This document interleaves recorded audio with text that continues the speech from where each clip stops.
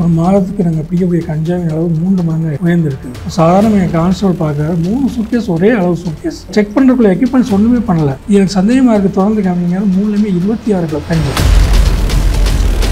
Holidays vandachu நம்ம GT Holidays vandachu South India's #1 travel brand MCR Pure Cotton Club formals and casual shirts. மாணவர்களின் சிந்தனைகளை வடிவமைக்க SNS Institutions மாணவர்களின் சாதனைகளை போற்றும் SNS Institutions Kovai.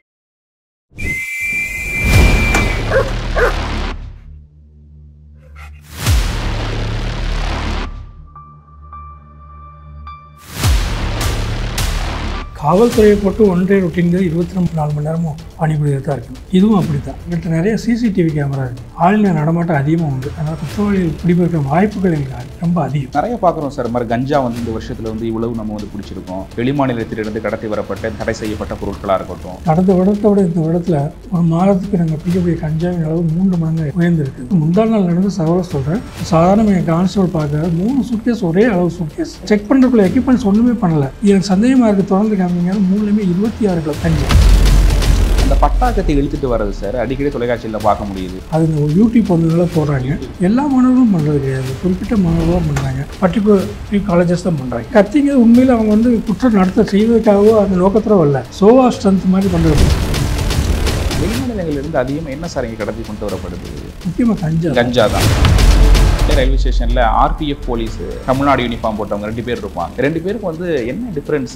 RPF railway சொத்துக்கள்னு சொல்கிறாங்க இல்லையா, ட்ராக்கு, ட்ரெயின் இது மாதிரி இதை பாதுகாக்கிறதுக்கு அடையாது. ஒரு குற்றம் நடக்கும் போது அவங்க புலனாய்வு செய்வது கிடையாது. ரயில்வே காவல்துறை கொடுத்துருப்பாங்க. நாங்கள் தான் பண்ணுவோம். எங்கிட்ட 1570 பேர் இருக்காங்க. அவங்களுக்கு 3000 பேருக்கு மேலே இருக்காங்க.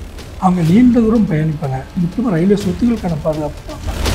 சதஞ்சு ஒரு பாடியெல்லாம் அடையாளமே கண்டுபிடிக்க முடியல, துண்டு துண்டாக கிடக்குது அப்படின்னா அதெல்லாம் எந்த அளவுக்கு சேலஞ்சிங்காக இருக்குது அதை நம்ம கண்டுபிடிச்சி இது பண்ணுறதுக்கு? பாடி துண்டுள்ளே போனால் கூட டெய்லர் மார்க்கு, ID கார்டு, செப்பலை வச்சு கூட கண்டுபிடிச்சிருக்கோம். ஃபியூச்சரில் என்ன மாதிரி திட்டங்கள்லாம் வச்சுருக்கீங்க?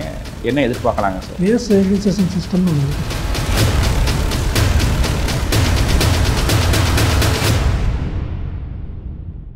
கவர்மெண்ட் ரயில்வே போலீஸோட DGPயாக இருக்கக்கூடிய K. வன்னிய பெருமாள் IPS அவர்களை சந்திக்கிறோம். சார் வணக்கம் சார். வணக்கம் சார். நேற்றிலிருந்து ரயில் பயணிகள் ரொம்ப லட்சக்கணக்கான பேர் பாதுகாப்பாக பயணம் பண்ணுறதுக்கு பின்னணியில் எவ்வளோ பேர் கடுமையாக உழைக்கிறாங்க அப்படின்னு பயணம் பண்ணிகிட்டு இருக்கோம். உங்கள் டிபார்ட்மெண்ட்டில் ஒரு DGPயோட ரயில்வே DGPயோட ஒன் டே ரொட்டீனுங்கிறது எப்படி இருக்கும்ங்கிறது எங்களுக்கு ஒரு சின்ன ஒரு அறிமுகப்படுத்திக்கிங்களேன். காவல்துறையை போட்டு ஒன் டே ரொட்டீன்கள் 24 மணி நேரமும் பணிபுரியதாக இருக்கணும். இதுவும் அப்படி தான்.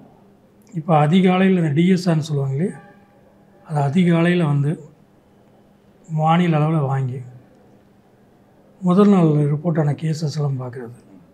ஏற்கனவே ரிப்போர்ட்டான கேசஸில் என்னென்ன நடவடிக்கை எடுத்திருக்காங்க, அன்றைக்கு முதல் நாள் நடந்த ரோந்து பணிக்கையில் ஏதாவது முக்கியமான தகவல் உண்டா, ஏதாவது போதைப்பொருள் மற்ற பொருட்கள் கைப்பற்றப்பட்டதா, அது அடுத்து எடுக்கப்படக்கூடிய நடவடிக்கைகள் என்ன என்பது சம்பந்தமான யோசித்து எனக்கு கீழே பணிபுரியும் IG, SP போன்றவர்களுக்கு தக்க அறிவுரை வழங்குவோம். பிறகு அலுவலகத்தில் IG, SPயோடு வச்சு இந்த பிடி ஆணைகள், இந்த pending trial cases, under investigation கேசஸை ரிவ்யூ பண்ணுறது, மேன் பவர் மேனேஜ்மெண்ட் சொல்லுவாங்க, அது இது பண்ணுறது, சில முக்கியமான இன்டெலிஜென்ஸ் இன்புட்னு சொல்லுவாங்க, அது சம்மந்தமாக நாங்கள் ஆராய்ச்சி செய்கிறது, அது சம்மந்தமான அறிவுரைகளை வழங்குறது, இந்த மாதிரி இருக்கும். முக்கியமான நாட்களில் நாங்களே நேரடியாக சென்று சில பணிகளை காவல் நிலையங்களை கண்காணிக்கிறது. அதில் முக்கியமாக இரவு நேரம் அந்த மேன் பவர் எப்படி யூஸ் பண்ணுறாங்க, எப்படி போடுறாங்க. எங்களுக்குன்னு வாட்ஸ்அப் இருக்குது. அந்த வாட்ஸ்அப்பில் 24 மணி நேரமும் அலர்ட்டாக பொதுவாக நான் இருப்பேன். அந்த ஆளுநர்கள் செய்கிற நல்ல செயல்களையும் இப்போ தான் விஞ்ஞானம் நிறைய வந்துச்சு, உடனே ஃபோட்டோ எடுத்து போடுவாங்க. அது தக்க அறிவுரை சில மேக்ஸிமம் பாராட்ட வேண்டிய நிகழ்ச்சி நிறையா இருக்கும். குற்றவாளிகளை பிடிக்கிறது, நாய்களை திருப்பி கொடுக்குறது, போதைப் பொருட்களை பிடிக்கிறது மாதிரி ஃபோட்டோவில் பார்த்து அவங்க அப்ரிஷியேட் பண்ணுறது. சில இடங்களில் தவறு நடக்கும்போது அதை சுட்டி காட்டி திருத்த சொல்கிறது. இப்படி எங்களோட ஒர்க் 24 ஹவர்ஸ் இருக்கும். ஆனால் நீங்கள் சொல்லும்போது சார், நாங்கள் நினச்சிட்டு இருக்கோம் இந்த மாதிரி சரி ரயில்வே ஸ்டேஷனில் பயணிகளோட பாதுகாப்பு, பெண்களுக்கு ஏதாச்சும் இது மாதிரி அரைச்சி சில்மிஷம் பண்ணுறாங்கன்னா அதை தடுக்கிறது, ரயில் உடைமைகளை பாதுகாக்கிறது மட்டும்தான் வேலை நினச்சிட்டு இருக்கோம். ஆனால் உள்ளுக்குள்ளே எந்த மாதிரியான கிரைம்ஸ் எல்லாம் ஏற்பட வாய்ப்பு இருக்குங்க சார் ஒரு ரயில்வே ஸ்டேஷன்? ஓகே, உங்களுக்கு உதாரணத்தை சொல்கிறேன்னு, இந்த வருடம் மட்டும் இந்த வடக்கு பகுதியில், அது வெள்ளூர் டு சென்னை சொல்லுவாங்க, ஒரு 4 தற்கொலை வழக்குகளாக முடிக்கப்பட்ட வழக்குகள் ரயில்வே பாதுகாப்புத்துறையைச் சேர்ந்த உதவி ஆய்வாளர்களின் திறம்பட்ட விஞ்ஞானபூர்வமான ஒரு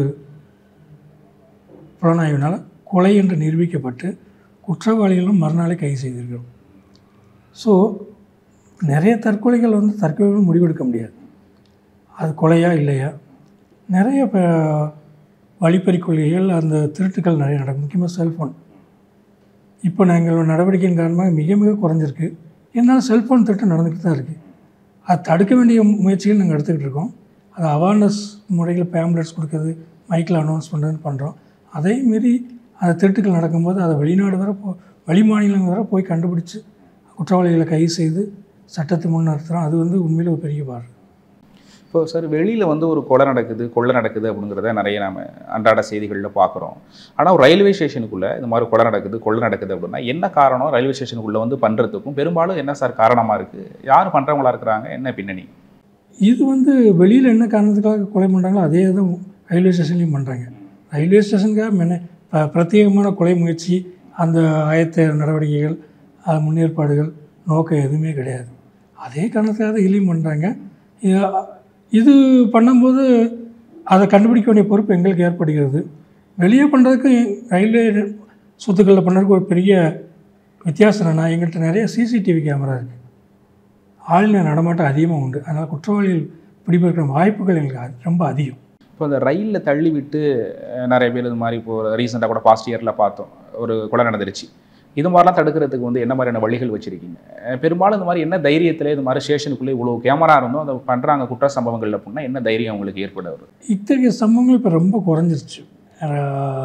அந்த ரயில்வே ஸ்டேஷன் சம்மந்தப்பட்ட நபர்கள், அதாவது அங்கே கூலி வேலை செய்கிறவங்க, அங்கே அடிக்கடி வர்றவங்க, நண்பர்கள், இவங்களுக்குள்ள அந்த மாதிரி சம்பவம் நடக்கிறவங்க. இது முக்கியமாக குற்றம் நடக்கும் இடமாக தெரிஞ்சு வெளியாட்கள் ரயில்வே சொத்துக்களுக்குள்ளே கொலை பண்ணுறது மிக மிக அரிது. இப்போ நிறைய பார்க்குறோம் சார், மாதிரி கஞ்சா இந்த வருஷத்தில் இவ்வளவு நம்ம பிடிச்சிருக்கோம். வெளிமாநிலத்திலிருந்து கடத்தி வரப்பட்ட இது மாதிரி தடை செய்யப்பட்ட பொருட்களாக இருக்கட்டும், மற்றபடி குழந்தைகளை யாராச்சும் கடத்திட்டு வந்துட்டாங்கன்னா அவங்கள மீட்கும் நடவடிக்கைகள் அப்படின்ட்டு நிறைய விஷயங்களில் ஈடுபட்டு இருக்கீங்க. இது மாதிரி முக்கியம் யாரெல்லாம் மானிட்டரிங் பண்ண வேண்டியதாக இருக்குது? இதுக்கு பின்னாடி என்னென்னலாம் அந்த மாதிரி பாஸ்ட் இயரில் நம்ம ஆப்ரேஷன் சக்ஸஸ்ஃபுல்லாக முடிச்சிருக்கோம், அதை பற்றி பகிர்ந்துருக்கீங்களேன். இந்த விஷயத்தில் இப்போ ரயில்வே செயல்பாடு பாராட்டக்கூடியது. கடந்த வருடத்தை விட இந்த வருடத்தில் ஒரு மாதத்துக்கு நாங்கள் பிடிக்கக்கூடிய கஞ்சாவின் அளவு 3 மடங்காக இருக்குது, உயர்ந்திருக்குது. அதுக்கு முக்கியமான காரணம் என்னென்னா, இப்போ நாங்கள் எங்கள் ரயில்வே போலீஸ்க்கு முறையான பயிற்சி அளித்தோம். திரு சங்கர்ஜிவால் காவல்துறை தலைமை இயக்குனர் அவரே பயிற்சியை துவக்கி வச்சார். பிற ஏஜென்சின்னு சொல்லுவாங்க துறைகள், அவங்களுக்குள்ள உள்ள வல்லுநர்களை வச்சு ட்ரைனிங் கொடுத்தோம். போதைப் பொருட்கள் எங்கேருந்து வருது, எந்த மாதிரியான போதைப் பொருட்கள் எப்படி கடத்துகிறாங்க, எங்கே போகுது, எங்கே விற்கிறாங்க, அதை எப்படி கண்டுபிடிப்பது, எப்படி அதை சீசர்னு சொல்லுவாங்க, அதை கன்விக்ஷன் ஆகுறது, எல்லாம் டிஸ்போசல் பண்ணுறது சமமான பயிற்சி. இப்போ எங்கள் ஆளுநர் முதல் அதிகாரிகளோட எல்லாருமே அதை விட பயிற்சியை பெற்ற உடனே ப்ராப்பரான இன்டெலிஜென்ஸ், நுண்ணறிவு இருக்கு இல்லையா, மற்ற மாநிலங்களையும் வச்சு இப்போ நாங்கள் செயல்படுறதுனால போதைப்பொருள் கடத்தல் பெரும்பாதியாக தடுக்கப்பட்டிருக்கு. அதே மீறி வரவங்க உடனே பிடிக்கப்படுறாங்க. ஒன்று. இரண்டாவது, நீங்கள் சொன்னது சமூக நோக்கத்தோடு நாங்கள் செய்கிற நற்பணி மிகப்பெரியது. எத்தனையோ அபலை பெண்கள், குழந்தைகள் நகரங்களுக்கு, முக்கியமாக திருப்பூர் போன்ற நகரங்களுக்கு வேலைகளுக்காக வராங்க. அவங்கள தவறி விடுறது உண்டு. சில சமயங்களில் தவறான நோக்கத்துக்காக வரவங்க உண்டு. அவங்கள மீட்டு அவங்கள புனர்வாழ்வு விகிதத்துக்கு அனுப்பி அவங்களுக்கு ஒரு மறுவாழ்வு கொடுக்கக்கூடிய பணியை நாங்கள் சமூக நலத்துறையோடு சேர்ந்து செஞ்சுக்கிட்டு இருக்கோம். அது நிறைய நாங்கள் பண்ணியிருக்கோம். மக்களும் நிறைய எங்களை பாராட்டியிருக்காங்க. இப்போ பெண்கள் பாதுகாப்பு அப்படிங்கிறது இன்றைக்கி ரயில்வே துறையில் மிக முக்கியமாக பங்கெடுத்துட்டு இருக்கீங்க. நிறைய நீங்கள் முன்னெச்சரிக்கை நடவடிக்கைகள் அப்படிங்கிறத வாட்ஸ்அப் குழுவாக இருக்கட்டும், இது மாதிரி சமூக குழு அப்படின்ட்டு நிறைய ஆரம்பிச்சிருக்கீங்க. இருந்தாலும் பெண்களோட சேஃப்டி அப்படிங்கிறது அவங்க எந்த அளவுக்கு ரயில்வே ஸ்டேஷனில் ஒரு பாதுகாப்பாக இருக்கணும், இன்னும் மக்கள் என்னென்ன செய்ய வேண்டியது இருக்குது? நீங்கள் ஒரு பக்கம் மெனக்கட்டாலும் அவங்க என்னென்னலாம் பண்ண வேண்டியது இருக்குது சார்? இல்லை, பெண்கள் மாறி வரும் சமூக சூழ்நிலை, பொருளாதார சூழ்நிலையினால் இரவு நேரத்தில் ரயிலில் பயணிக்க வேண்டிய அவசியம் ஏற்படுது. அவங்க வேலை நிமித்தமாக போகணும், வரணும். இது அவங்களுக்கு பாதுகாப்பு கொடுக்க நம்ம சமூக கடமை. அது உறவு நல்லா தான் இருக்குது. நீங்கள் சமீபத்தில் நடந்த ஒரு கருத்தரங்கத்தில் தமிழ்நாட்டை சேர்ந்த பெண்கள் மிக வெளிப்படையாக சொல்லியிருக்காங்க, தமிழ்நாடு ரயில்வே துறை எந்த அளவுக்கு எங்களுக்கு பாதுகாப்பு அளிக்கிறது, எந்த அளவுக்கு நாங்கள் நடு இரவு தான் சுதந்திரமாக போயிட்டு வர முடியுதுன்னு சொல்கிறாங்க. இது இங்கே மட்டும் இல்லை, ரயில்வே துறையில் பொதுவாகவே காவல்துறையின் செயல்பாடு நல்லா தான் இருக்குது. இதை மேலும் மேம்படுத்த வேண்டும் அப்படிங்கிறத அந்த வாட்ஸ்அப் குரூப்னு ஒன்று ஆரம்பித்தோம், ரயில்வே பெண் பயணிகளின் குரூப்புன்னு. அதில் அதிகமாக ரயில்வேயில் பயணிக்க 3 வருஷத்துக்கு மேலே பயணிக்கக்கூடியவங்க எல்லாமே அவங்களுக்கு தான் தெரியும். அந்த காய்கறி வியாபாரிகள், கல்லூரி மாணவர்கள், மாணவிகள், அரசாங்க ஊழியர்கள்லாம் அவங்களுக்கு தான் அந்த ட்ரபிள் மூமெண்ட்ஸ் சொல்லுவாங்க இல்லையா, சமூக விரோதிகள், விசமி சக்திகள், குற்றவாளிகள் இவங்களாம் தெரியும். அவங்கள பற்றிய தகவல்களை எங்களுக்கு தெரிவிக்கிறதுக்கும் நாங்களும் அவங்களோட நல்ல இன்ட்ராக்ஷன் வைக்கணும். கம்யூனிட்டி போலீஸ்ன்னு சொல்லுவாங்க இல்லையா, அது மாதிரி இது ஒரு இயக்கமாகவே மாறிடுச்சு.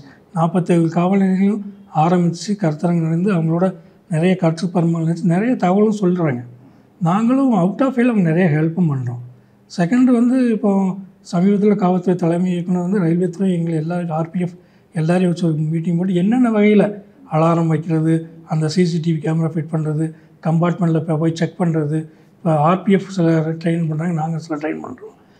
என்னென்ன வகையில் பெண்களின் பாதுகாப்பை உறுதிப்படுத்த முடியுமோ அந்தளவுக்கு பண்ணிக்கிட்டு இருக்கோம். நான் ஏற்கனவே சொன்னது மாதிரி இரவு முழுவதும் நாங்கள் வேலை பார்க்குறதுனால உயரதிகாரிகள் இரவு முழுவதும் நாங்கள் கண்காணிக்கிறோம். நீங்கள் வாட்ஸ்அப்பில் எங்களுக்கு தகவல் வந்துக்கிட்டே இருக்கும், இந்த ட்ரெயினை செக் பண்ணிட்டோம், நான் உள்ளே போயிட்டு வந்தேன், ஒன்றும் nothing special, they feel safe அப்படிங்கிற மாதிரி எங்களுக்கு மெசேஜ் கொடுத்துக்கிட்டே இருப்பாங்க. அதனால் இப்போது நல்ல செயல்பாடு நல்லா இருக்குன்னு நாங்கள் சொல்லலை, பொதுமக்களே சொல்கிறாங்க. அந்த பட்டாக்கத்தை இழுத்துட்டு வர்றது சார் அடிக்கடி தொலைக்காட்சியில் பார்க்க முடியுது. அது எப்போயும் நடந்த நிகழ்வுகளா இல்லை அடிக்கடி இது மாதிரி நடக்குதா, இல்லை மாதிரி இது மாதிரி ஏன் பயப்படாமல் பண்ணுறாங்க? இப்போவே நடந்த நிகழ்வு தான் மறுபடியும் டிவியில் ஒளிபரப்புகிறாங்க. அது இந்த யூடியூப் வந்ததுனால போடுறாங்க. பட் அது இல்லைன்னு சொல்ல முடியாது, எல்லா கல்லூரியும் பண்ணுறது கிடையாது. மிஸ்கைடட் யூத்னு சொல்லுவாங்க இல்லையா, அவங்க பண்ணுற காரியம் இது. நாங்கள் கல்லூரி நிர்வாகத்துலேயும் நிறைய வந்து விழிப்புணர்வு நடத்தியிருக்கிறோம். எல்லா மாணவர்களும் பண்ணுறது கிடையாது, குறிப்பிட்ட மாணவர்கள் தான் பண்ணுறாங்க. கடந்த 2 மாதங்களாக நடவடிக்கை மிக மிக தீவிரமாக இருக்கப்பட்டது. அவங்க வந்து அவங்களோட பாஸை ரத்து பண்ணுறதுலேருந்து எல்லாமே பண்ணியிருக்கோம். அரெஸ்ட் பண்ணி நிறைய ரிமாண்ட் பண்ணியிருக்கிறோம். நான் சொன்னது மாதிரி மிக மிக சிறு குரூப், அதாவது மேபி ஒரு 5 to 6% அப்படி 2 பர்டிகுலர் ஃபியூ காலேஜஸ் தான் பண்ணுறாங்க. ஆனால் அவ்வளோ பெரிய கத்தியை எங்கே மறைச்சி எப்படி அந்த செக்அவுட்லாம் மீறி எப்படி வராங்க? அது வந்து கத்திங்க உண்மையில் அவங்க வந்து குற்றம் நடத்த செய்வதற்காகவோ அந்த நோக்கத்தோட வரல, சோவா ஸ்ட்ரென்த் மாதிரி பண்ணுறது. மாணவ பருவம் வந்து விடலை பருவம், அறியா பருவம், அவங்களுக்குள்ளே ஏற்பட அந்த உணர்ச்சிகளின் தாக்கத்தை வெளிப்படுறதுக்கு தான் பண்ணுறாங்க. நாங்கள் விசாரணையில் அதான் தெரியுது. அது அவங்க சொல்லப்படாது மிஸ்கைடட் யூத் தான், அது ஒரு சைக்காலஜிக்கல் ப்ராப்ளம். அது நாங்கள் இப்போ ஆசிரியரோடு சேர்ந்து சரி பண்ணுற முயற்சியில் ஈடுபட்டிருக்கோம். கொஞ்சம் கொஞ்சமாக வெற்றி பெற்றுக்கிட்டு வரோம். அது உள்ளே வரும்போதே கத்தி எடுத்துகிட்டு வராங்களா, மற்றபடி ஏதாச்சும் ஆயுதங்கள் எடுத்துகிட்டு வராங்களா அப்படிங்கிற மாதிரி செக் பண்ணுறது மாதிரி மட்டும் ஸ்பெசிலிட்டி இருக்குங்களா லோக்கல் ஸ்டேஷன்லேருந்து எல்லா ஸ்டேஷன்லையும்? நாங்கள் HFMD DFMD வச்சு முக்கியமான நாட்களில் செக் பண்ணுறோம், RPFன்னு செக் பண்ணுறோம். ரேண்டமாக செக்கிங்கில் எங்கள் மேக்ஸிமம் மாட்டிடுறாங்க.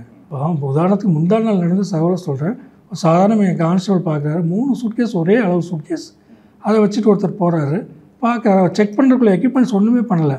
எனக்கு சந்தேகமாக இருக்குது, தொடர்ந்து காமிங்க. 3லேயுமே 26 கிலோ கஞ்சா. ஆமாம். ஸோ எங்கள் கண்காணிப்பு மாணவர்கள் மட்டும் இல்லை, யாரையுமே நாங்கள் கண்காணிப்பாக விடுறது கிடையாது. அதேமாரி சில சமயம் இந்த மாதிரி சம்பவங்கள் நடக்குது. ஏன்னா அவங்க ரொட்டீனாக போகிறவங்க, அவங்கள்ட்ட இப்போ நல்ல இன்ட்ராக்ஷன் பண்ணி நல்லா கோஆர்டினேட் பண்ணிக்கிட்டு தான் இருக்கும். சென்ட்ரல் ரயில்வே ஸ்டேஷன்லாம் போனோம் அப்படின்னா ஒரு நாளைக்கு லட்சக்கணக்கான பயணிகள் வராங்க, எல்லா மொழிகள் பேசுகிறவங்களும் வராங்க. ஒவ்வொருத்தவங்களும் வந்து மூட்டையாக எடுத்துகிட்டு போகிறாங்க, சூட்கேஸ்லாம் எடுத்துகிட்டு வராங்க. எல்லாரையும் நம்ம வந்து செக் பண்ணுறது, எல்லாரையும் இந்த மாதிரி சந்தேகத்திற்குரிய மாதிரி யார் அப்படின்னு பார்க்குறது அப்படிங்கிறதுலாம் எந்த அளவுக்கு சவாலாக இருக்குது சார்? எங்கிட்ட மோப்ப நாய்கள் இருக்குது, RPF மோப்ப நாய்கள் வச்சுருக்காங்க. செகண்ட், எங்களுக்கு SP கான்ஸ்டபிள் இன்டெலிஜென்ஸ் இன்புட்டு உள்ளது. அனுபவம் வாய்ந்த கான்ஸ்டபிள்ஸ் இருக்காங்க, அவங்களுக்கு நல்லாவே தெரியும் யார் குற்றம் செய்ய காரியங்களில் ஈடுபடுவாங்கன்னு. பிரிஸ்கிங்னு ஒன்று பண்ணுறோம். அதனால் வந்து முடிஞ்ச மட்டும் குற்றவாளிகளை அடையாளங்கிறது மிக எளிது தான். வெளிமாநிலங்களிலிருந்து அதிகமாக என்ன சார் இங்கே கடத்தி கொண்டு வரப்படுது? வெளிமாநிலம் எல்லா மாநிலங்கள்லேருந்து வர்றது கிடையாது, குறிப்பிட்ட சில மாநிலங்கள்லேருந்து போதைப்பொருள், முக்கியமாக கஞ்சா தான் அது வரும். அது இப்போ முற்றிலுமாக நிறுத்தப்பட்டு விட்டது.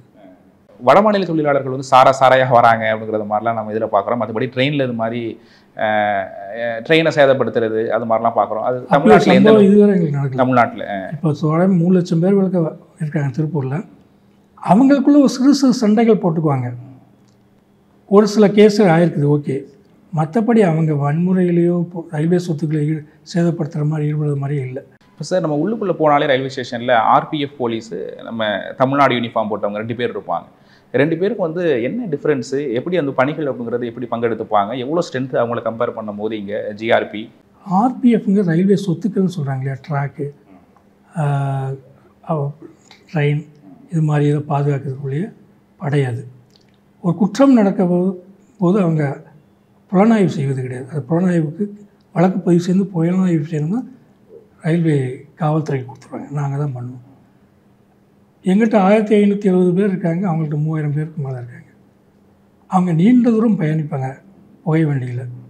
பயண வேண்டி முக்கியமாக ரயில்வே சொத்துக்களுக்கான பாதுகாப்பை பார்ப்பாங்க. இப்போ எங்கள் 2 பேருக்குள்ள கம்யூனிகேஷன் மிகவும் நன்றாக இருக்கிறதுனால எங்களுடைய தேவைகள், குற்றவாளியை பிடிக்க வேண்டிய முயற்சிகள் நாங்கள் ஈடுபடும்போது அவங்க ரெஸ்பான்ஸ் மிக மிக விரைவாகவும் நல்லாவும் இருக்கும். நாங்கள் இன்டிமேட் பண்ணால் குயிக்காக இப்போ நாங்கள் பொதுமக்கள் சொன்னால் கூட அவங்க மிக விரைந்து செயலாற்றுறாங்க. நமக்கு இப்போ டிஜிபிங்க வந்து ஒரு சுப்பீரியர் ஆஃபீஸராக இருக்கிற மாதிரி அவங்களுக்கு நம்ம மாநிலத்தில் தமிழ்நாட்டில் அவங்களுக்கு யாருங்க? ஐஜி மிஸ்டர் ஈஸ்வரராவ் ஐபிஎஸ்னு ஒருத்தர். ஓகே, அவங்க தான் ஆர்பிஎஃப்க்கு. நீங்கள் இப்போ பொறுப்பேற்றதுக்கு அப்புறம் ஒரு சில சம்பவங்கள்லாம் எங்களுடைய ஒரு அச்சீவ்னு சொல்லலாம், ரொம்ப பெருமையாக இருக்குது அப்படின்னு சொல்கிறது மாதிரி என்ன ஒரு நிகழ்வுகள்? முக்கியமாக தற்கொலைன்னு முடிவு செய்யப்பட்ட வழக்குகள், கொலை குற்றங்கள் கண்டுபிடிச்சு அதை வந்து குற்றவாளியை கைது செய்தது. 2வது போதைப்பொருள் வழக்குகள் அதிகமாக பதிவு செய்து அறவே ஒழித்தது. 4வது பெண்களுக்கான பாதுகாப்பு விஷயத்தில் வழக்குகளை பதிவு செய்து சில மணிகளில் துளிகளிலே குற்றவாளிகளை கண்டுபிடித்து அவர் மீது தகுந்த நடவடிக்கை எடுத்தது. குண்டர்கள் தடுப்பு சட்டம் போடுற அளவுக்கு போனது. Beat and patrolling, visible policing சொல்லுவாங்க இல்லையா, அதை ப்ராப்பராக ஸ்ட்ரென்த் ரீடிப்ளாய்மெண்ட் பண்ணி எங்கெங்கே காவலர்கள் விசிபிளாக போலீஸிங் பண்ணணும், பொதுமக்கள் ஈஸியாக அப்ரோச் பண்ணுற மாதிரி ரயில் நிலையங்கிறது கொஞ்சம் புகைப்பிடிச்சது மாதிரி இருக்கும். வர்ற பொதுமக்கள் ரயில்வே ஸ்டேஷனை அணுகிறது வந்து ரொம்ப கஷ்டமாக இருக்கும். அது ரொம்ப விசிபிளாக இருக்கிற மாதிரி ரிசப்ஷன் கான்ஸ்டபிள் மாதிரி போட்டு அவங்கள இது பண்ணி அவங்க குற்றங்களை ப்ராப்பராக ரெஜிஸ்டர் பண்ணி இன்வெஸ்டிகேட் பண்ணுற மாதிரி நிறைய பொருளாதார குற்றங்கள் சொல்கிறாங்களே, அந்த ப்ராப்பர்ட்டி அஃபென்சஸ், அதில் வெளிமாநில அளவு போய் நிறைய குற்றவாளிகளை பிடிச்சி சொத்துக்களை மீட்டு வந்து அவங்களுக்கு கொடுத்துருக்குறோம். ஓகே, நிறைய நாங்கள் செய்திகளில் பார்க்கும்போது அடையாளம் தெரியாத நபர் அப்படின்னே பார்க்குறோம். இது மாதிரி ரயில் அடிபட்டு விழுந்தது, விசாரிச்சுட்டு இருக்காங்க, எந்த ஊரை சேர்ந்தவர்னே தெரில அப்படின்ட்டு. ஃபார்மர் டிஜிபி கூட சொன்னாங்க ஒரு 500 இது மாதிரி நாங்கள் கண்டே பிடிக்க முடியல என்ன ஏது அப்படின்லாம் அப்படின்ட்டு. அதுக்கு எந்த அளவுக்கு நம்ம அட்வான்ஸாக இருக்கும்? பெரும்பாலும் யார் இது மாதிரி தற்கொலையோ இது மாதிரி ஆக்சிடென்ட் ஆகிறவங்க என்ன காரணங்களுக்காக இது மாதிரி பண்ணுறாங்க சார்? இல்லை, ரயில் விபத்துகளில் இறக்குறவங்கள உடனே வந்து நான் முதல்ல வந்து அது உண்மையான விபத்தினால் இறக்குறாங்கன்னு பார்க்குறோம். இப்போ கிராஸ் பண்ணி போகும்போது அடிபட்டு சாகிறது, வேறு ஏதாவது டெக்னிக்கல் ரீசனால் சாகிறது, இதெல்லாம் வந்து பார்க்கும்போது முதல்ல அதை தீர்மானிக்கிறோம். அது தீர்மானித்தா அது ரயில்வே போர்டுக்கு நாங்கள் தெரிவிக்கிறோம். 2வது வந்து அவங்க பர்பஸாக சூசைட் நோட் எழுதி வச்சுட்டு இறந்துப்பாங்க. 3வது வந்து அடையாளம் தெரியாத நபர்களாக இருப்பாங்க. என்ன காரணத்துக்கு இறந்துருப்பாங்கன்னு சொல்ல முடியாது. இந்த 3 கேட்டகரியாக பிரித்து பார்க்கும்போது ஒரு சில மணித்துளிகளில் நாங்கள் வந்து கன்க்ளூஷனுக்கு வந்துடுவோம் இவங்க தான் அப்படின்னு. அதையும் மீறி எங்களால் கண்டுபிடிக்கவே முடியலை அப்படிங்கிற கேசஸ் முன்னால் இருந்துச்சு. இப்போ வந்து இந்த விஞ்ஞான காலம் முன்னேறினதுனால மேக்ஸிமம் வந்து கண்டுபிடிச்சிடும். சில நாட்கள் கலையெல்லாம் கண்டுபிடிச்சிடும். அதுவரை நாங்கள் பாடியை வச்சு டிஸ்போசலுக்குள்ள எல்லா முறைகளும் நாங்கள் ஃபாலோ பண்ணுவோம். பொதுவெளியில் வந்து பேசுகிறது ஒன்று இருக்குது, அது எந்தளவுக்கு உண்மைன்னு தெரியல. இது மாதிரி ரயிலில் அடிபட்டுட்டால் நம்ம தான் காசு கொடுத்து வாங்குறது மாதிரி இருக்கும், அந்தளவுக்கு வந்து பாடியை அவங்கள சீக்கிரம் வாங்க முடியாது அப்படின்லாம் சொல்லுவாங்க. அது உண்மைங்களா? இது வந்து ரயில்வே போர்டே வந்து இதுக்கு பணம் கொடுக்குறாங்க. ட்ரெயினில் யார் என்ன காரணத்துக்கு அடிபட்டு வந்தாலும் சரி பாடியை டிஸ்போஸ் பண்ணுறது நாங்களும் பெர்மனெண்ட் ஃபண்டு ஒன்று வச்சுருக்கிறோம். அதையும் மீறி ஒருத்தர் வந்து எவ்வளோ குயிக்காக போஸ்ட்மார்ட்டம் முடித்து எவ்வளோ குயிக்காக கொடுக்க முடியுமோ அவ்வளோ குயிக்காக கொடுக்குற முயற்சியில் நான் இங்கேருந்தே மானிட்டர் பண்ணுறோம். ஹெட் குவார்ட்டர்ஸ்லேருந்து நீங்கள் சொல்கிற மாதிரியான ஒரு புகார் ஒரு குறிப்பிட்ட காவல் நிலையத்தில் வந்துச்சு, அதை ஐஜியில் தலைமையில் விசாரித்து அதன் முன்னே தான் அந்த மாதிரி நடவடிக்கைகளை துரிதப்படுத்தணும். ஏன்னா பொதுமக்கள் 2 இழப்பாக இருக்கக்கூடாது. ஒன்று உயிரிழப்பு, மற்றது மனசால் சோர்ந்துபடுற இழப்பு 2 இருக்கக்கூடாது இல்லையா? அது நிச்சயமாக நாங்கள் பண்ணுறோம். இந்த ரொம்ப செதஞ்சு ஒரு பாடியெல்லாம் வந்து அடையாளமே கண்டுபிடிக்க முடியல, துண்டு துண்டாக கிடக்குது அப்படின்னா நம்ம அதெல்லாம் எந்த அளவுக்கு சேலஞ்சிங்காக இருக்குது அதை நம்ம கண்டுபிடிச்சி இது பண்ணுறதுக்கு? ரொம்ப சேலஞ்சான விஷயந்தான். ரொம்ப சேலஞ்சான விஷயம். நிறைய கேசஸில் வந்து பாடி துண்டு துண்டாக போனால் கூட டெய்லர் மார்க்கு, ஐடி கார்டு, செப்பலை வச்சு கூட கண்டுபிடிச்சிருக்கோம்.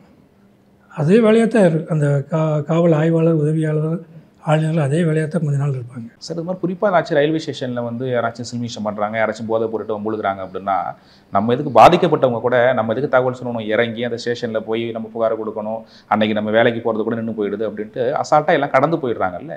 இதுக்கு நீங்கள் சொன்னீங்க இந்த மாதிரி அவங்க புகார் பாதிப்படைஞ்சவங்க தான் புகார் கொடுக்கணும்னு தேவையில்லை, இது மாதிரி நாங்கள் வந்து பெண்கள் பாதுகாப்பு குழுன்னு ஒன்று உருவாக்கியிருக்கோம், அதை பார்த்தா அவங்க கூட டக்குன்னு ஃபோட்டோவோ வீடியோவோ பிடிச்சி இது மாதிரி அனுப்பிச்சிடுவாங்க அப்படின்னு சொன்னீங்க. இந்த குழுவை பற்றி எங்களுக்கு சொல்லுங்கள். இல்லை, பொதுவாக வந்து இந்த புகை வண்டியில் வந்து அதிகமாக பயணிக்கிற ஒரு பெண்கள் இருப்பாங்க. இந்த வியாபாரிகள், அரசாங்க உத்தியோகம் போகிறவங்க, கல்லூரி மாணவிகள் 3 வருஷத்துக்கு மேலே பயணிப்பாங்க. அவங்களுக்கு அங்கே நடக்கிற சம்பவங்கள், குற்றவாளிகள், சந்தேகத்துக்குரிய நபர்களை பற்றி நல்ல அறிவு இருக்கும். அதை பொதுவாக சொல்ல தயங்குவாங்க. காவல்துறைக்கு அவங்களுக்கு இணக்கமான ஒரு உறவு இருந்தால் தான் சொல்ல முடியும். இப்போ இந்த குரூப் ஆரம்பித்த பிறகு அவங்க ஓப்பனாக அங்கே இன்ஸ்பெக்டர் எஸ்ஐ அவங்க அடிக்கடி பேசுகிறாங்க. ஏதாவது தகவல் என்ன அதுன்னு அடிக்கடி சந்திச்சும் பேசுகிறாங்க போது அவங்க சில தகவலை சொல்கிறாங்க. இந்த ஆளோட நடவடிக்கை சரியில்லை, நீங்கள் கொஞ்சம் கண்காணிங்க, இந்த வசதி எங்களுக்கு தேவைப்படுது எல்லாமே சொல்கிறாங்க. இவங்களும் அதை ரெக்டிஃபை பண்ணி கொடுக்குறாங்க. பொதுவாக பொதுமக்களோட நல்லுறவு ரொம்ப நல்லா இருக்குது. இதில் முக்கியமான விஷயம் அவங்க தயங்கக்கூடாது. எதுனாலுமே அவங்க காவல்துறையை சந்தித்து பேச முடியல, அட்லீஸ்ட் வாட்ஸ்அப்லேயே தெரிவிச்சிடணும் உடனே. அதான் எங்களோட வேண்டுகோள். நேராக வரணும்னு தேவையில்லை, வாட்ஸ்அப்பில் தெரிவித்தாலே புகார் வர எடுத்துக்குவாங்க. வேண்டிய தேவையில்லை. இவங்க சொன்னாலே போய் எங்கள் காவல்துறை உங்களை காண்டாக்ட் பண்ணுவாங்க. ஃபியூச்சரில் என்ன மாதிரி திட்டங்கள்லாம் வச்சுருக்கீங்க, என்ன எதிர்பார்க்கலாங்க சார்? ஃபியூச்சரில் நம்ம ஃபேஸ் ரெகனைசேஷன் சிஸ்டம்னு ஒன்று இருக்குது. அது ரயில்வே போர்டு எல்லாமே சேர்ந்து நாங்கள் இம்ப்ளிமெண்ட் பண்ணுற ப்ராசஸில் இருக்கோம். ஒரு குற்றவாளி என்ன சந்தேகப்படிய நபர் உயர்நீதி நிலையத்துக்கு வந்தாலே அவரை பற்றிய தகவல் ஃபுல்லாக தெரிஞ்சுக்கிறது மாதிரி வச்சுருக்கோம். இப்போ ஃபியூச்சரில் சிசிடிவி கேமரா யூசேஜ் அதிகமாக நாங்கள் யூஸ் பண்ண போகிறோம். ரயில்வே ஸ்டேஷன் அந்த பிளாட்ஃபார்ம் எண்டு வரை இருக்கிறத ஒரு 500 மீட்டர் எக்ஸ்டெண்ட் பண்ணி நாங்கள் கேட்டிருக்கேன். அதையும் அவங்க பண்ண போகிறாங்க. இன்னும் இந்த விஞ்ஞான உபகரணங்கள் சொல்லுவாங்க இல்லையா, டிஎஃப்எம்டி, ஹெச்எஃப்எம்டி, மற்ற மாதிரி இதெல்லாம் கம்யூனிகேஷன் ஃப்ரீக்குவென்சி, இது நெட்வொர்க் இதெல்லாம் அட்வான்ஸாக பண்ணுறதுக்கு நாங்கள் முயற்சி எடுத்துருக்கோம். அதுவும் விரைவில் இம்ப்ளிமெண்ட் பண்ணுவோம். இந்த மாதிரி இதை நிறைய நாங்கள் பண்ண போகிறோம். ஓகேங்க சார். நிறைய பயணிகளோட பாதுகாப்புக்காக பின்னணியில் இவ்வளோ பேர் கடுமையாக உழைச்சிட்ருக்கீங்க. கருத்துக்களை பகிர்ந்து கொண்டமைக்கு ரொம்ப நன்றிங்க சார். தேங்க்யூ. சம்மர் ஹாலிடேஸ் வந்தாச்சு, நம்ம ஜிடி ஹாலிடேஸும் வந்தாச்சு. South India's #1 travel brand MCR Pure Cotton Club, formals and casual shirts. மாணவர்களின் தனித்திறமைகளை மேம்படுத்த SNS இன்ஸ்டிடியூஷன் மாணவர்களின் சாதனைகளை போற்றும் SNS இன்ஸ்டிடியூஷன்ஸ் கோவை.